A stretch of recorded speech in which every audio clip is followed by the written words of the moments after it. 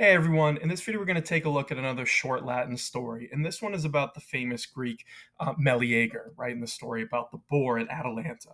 So these stories, again, are coming from H.J. Hardy's, a Latin reader for the lower forms in schools. So if you haven't watched any of these videos before, I keep saying at the beginning of them, Hardy calls them the lower forms. I'm still not entirely sure what that means. I don't think these are necessarily beginner stories. They're more intermediate in my mind. So I usually use these if you're thinking of using them in class, if you're a teacher. I usually use them on my Latin 3 group, right? So that's sort of intermediate to higher range, just because it has things like subjunctive and stuff that we don't necessarily see in my curriculum until a little later on. So feel free to use them if you're a teacher for that purpose. If you're a student just trying to learn, again, I would say it probably takes a few years of doing Latin to be able to read a lot of these for that reason, right? It's using forms like subjunctive and different things that you probably don't see. At least I wouldn't think you would see in a beginner level class. You might, but just keep in mind that the lower forms is a little bit of a deceptive title. So what I've been doing in these videos is reading through the entire story once and then pausing the video. And when I do that, what I encourage you to do is to go back, read it on your own, right? And just practice. So I would encourage you to do a pre-read of this if you can. Just make a list of the vocab that you're going to see in case you haven't seen the words before, and try reading it on your own, right? I'm going to read it to you, but if you can practice your speaking, that's always great. Read it to someone; they can read it back to you. You never want to shut off those skills where you're working your way through Latin.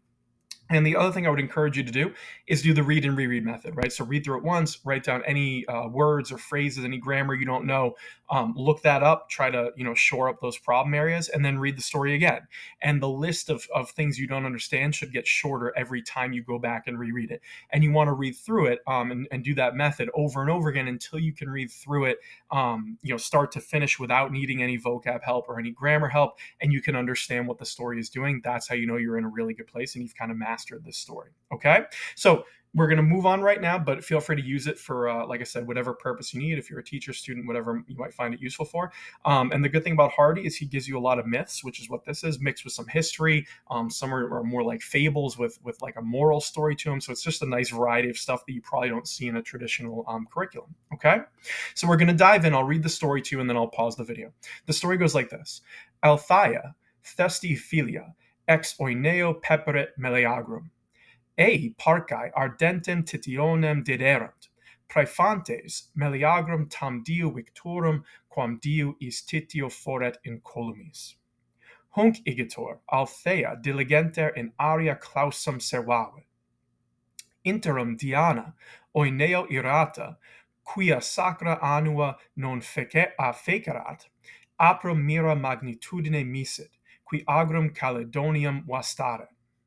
Quem Meleager fortissimis juvenibus ex omni Graecia convocatis interfecit, pellemque eius Atalantae donavit, cui cum Altheae fratres pellem eripere velent, illa Meleagri auxilium imploravit, qui avunculos occidit. Tum Althea gravi ira in filium commota, titionem illum fatalem in ignem coniecit. Sic Meleager perit. At sorores eius dum fratrem insolabiliter lugent, in aves mutatae sunt. Okay, so we're going to pause the video right there. Again, not that my pronunciation is the greatest thing you've ever heard, but hopefully it gives you a chance to just kind of hear the story and listen to it. Now, if you haven't done any of the things I mentioned before, reading on your own, practicing, go do that. And if you feel like you're in a good place, continue the video now and we'll work our way through it. Okay, so it starts like this. You have this phrase of Althea, right? So Althea is a famous Greek character in this story of Meleager and the boar, right? She's described as the daughter of Thestius, the Philia Thesti, right? So she, Pepperit, kind of gave birth to or bore Meleager, right? Meleagrum, from Oeneus, right? When it says from Oeneus, it's talking about his father, right? Who she had Meleager with, okay? So it's giving you his sort of famous parents here. Okay. Then you have Parcae, which are the Fates. So the Fates gave her an ardentem titionem, gave her a burning log, right? So they give her this sort of log, right? And they prophesized that, and that's the praefantes right there. It's like prophesizing something. That Meleager, right, victorum tam diu, he would live, right, victorum, he would live for a long time, as long as, right, quam diu, as long as this log was kind of safe and sound, right, was kind of kept safe and sound, unharmed, right? So you don't want to completely burn the log, right, or else Meleager will die. Okay, so the wood connection is a famous part of the story of Meleager, right? So as long as it's not completely burned, he would be alive, right? Is kind of the idea. Okay.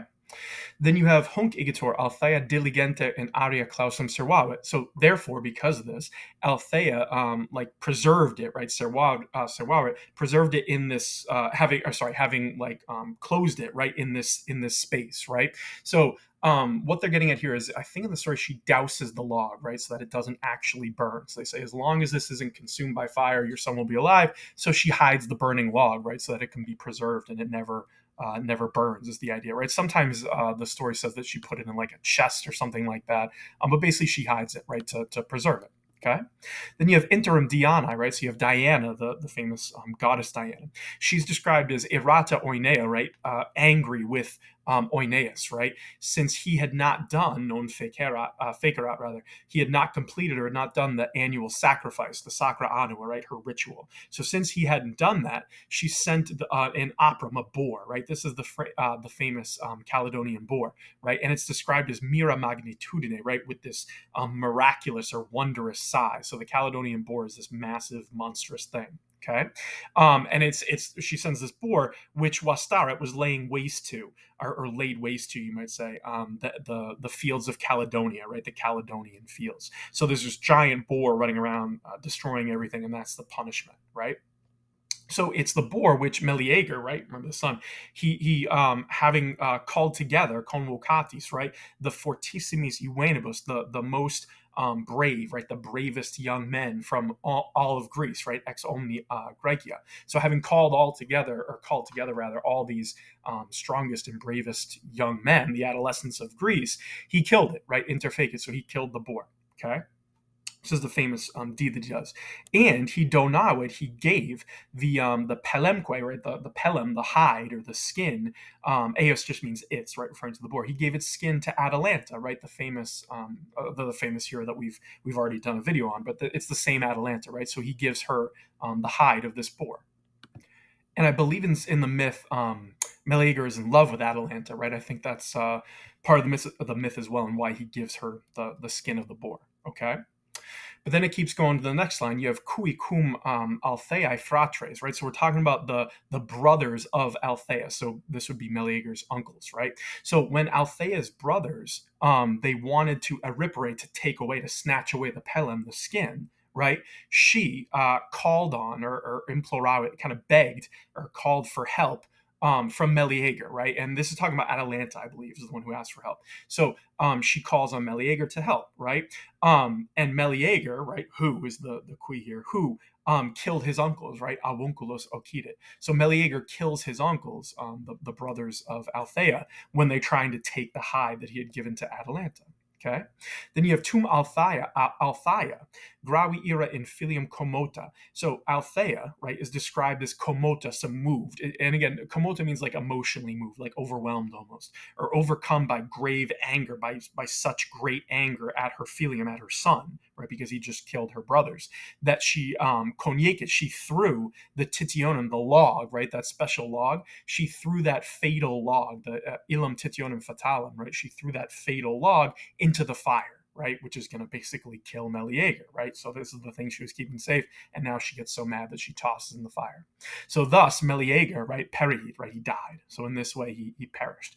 Then you have at sorores eus dum fratrem insolabiliter lugent and aves mutate sunt. So his sisters, right, but his sisters, while they were grieving, lugent, they were mourning, maybe grieving, mourning, their fratrem, their brother, insolabiliter, inconsolably, right, uncontrollably or inconsolably is probably the good way to do it. So while they're grieving their brother, their mutatai sunt, they were changed into aves, into birds. So you're only getting a little kind of chunk of this myth, not the full thing. So it might seem a little disjointed, but you can look up the story of Meleager. It's a deeper myth that's worth looking at.